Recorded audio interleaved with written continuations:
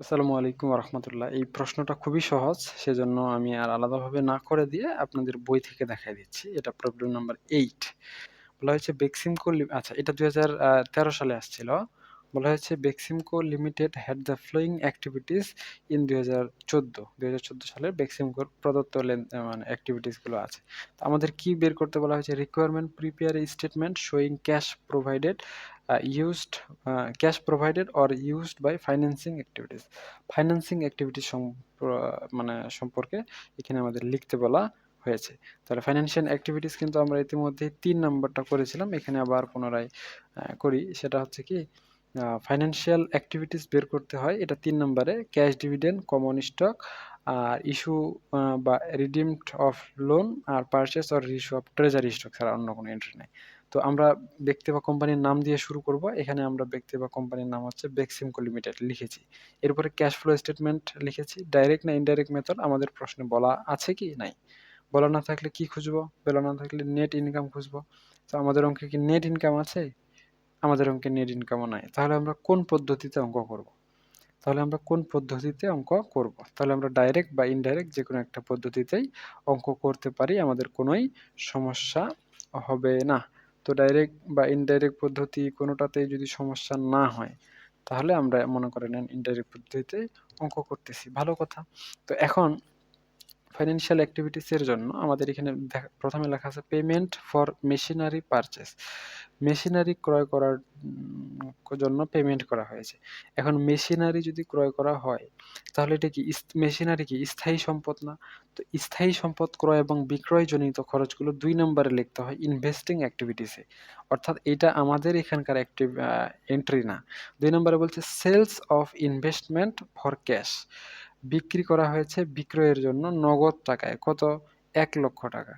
তাহলে নগদ টাকায় ইনভেস্টমেন্ট করা হয়েছে। ইনভেস্টমেন্টের জন্য তো ইনভেস্টিং অ্যাক্টিভিটিসই রয়েছে।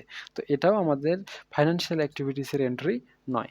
এরপরে বলা হয়েছে ইস্যুয়েন্স অফ কমন স্টক। তো অ্যা ইস্যু অফ কমন স্টকের কিন্তু এন্ট্রিটা আমাদের ফাইন্যান্সিয়াল অ্যাক্টিভিটিস এর। তো কমন স্টক ইস্যু করা হয়েছে ৳২,৫০,০০০। এখন ৳২,৫০,০০০ কমন স্টক ইস্যু করলে কি প্রতিষ্ঠানে টাকা আসে না যায়? কমন স্টক কি জন্য ইস্যু করতে হয়?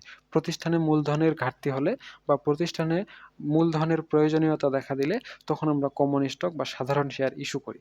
তার মানে সাধারণ শেয়ার ইস্যু করার উদ্দেশ্য হচ্ছে প্রতিষ্ঠানে মূলধন আনয়ন করা। তো প্রতিষ্ঠানে টাকা আসলে প্লাস ফিগারে হবে। তাহলে ইস্যুয়েন্স অফ কমন স্টক, এখানে ইস্যুয়েন্স অফ কমন স্টক হচ্ছে আমাদের ৳২,৫০,০০০ প্লাস ফিগারে লিখলাম।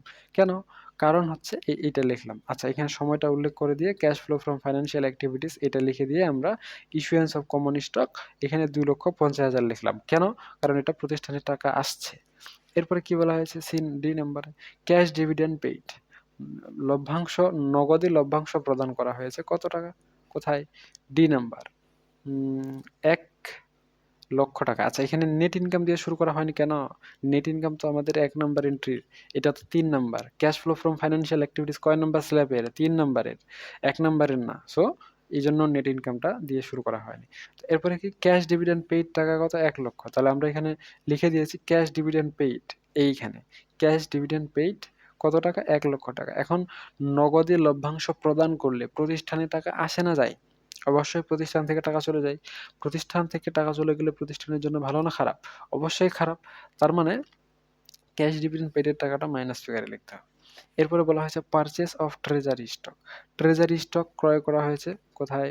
ক্রয় করা হয়েছে ৳৪০,০০০। তাহলে আমরা লিখছি আ উপরে তো সেলস আছে, নিচে পারচেজ অফ ট্রেজারি স্টক। এই যে ট্রেজারি স্টক ক্রয় করা হয়েছে, ক্রয় করছি এখানে ৳৪০,০০০ লিখে দিয়েছি। এখন ট্রেজারি স্টক ক্রয় করলে কি হয়? ট্রেজারি স্টক ক্রয় করলে প্রতিষ্ঠান থেকে টাকা চলে যায়।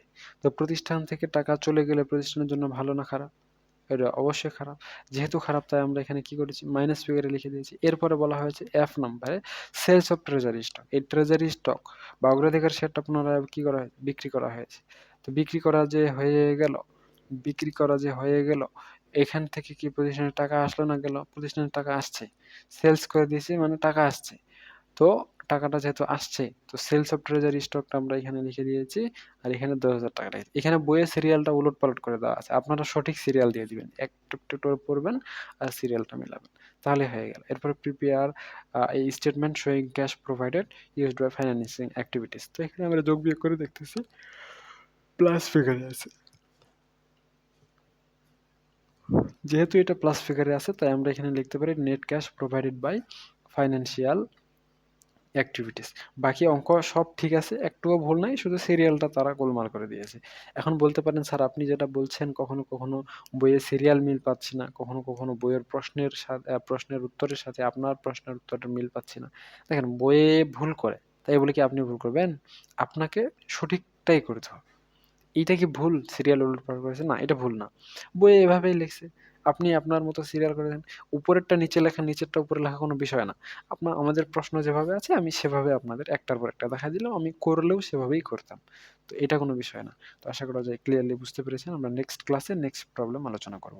আজকে এ পর্যন্তই। ধন্যবাদ।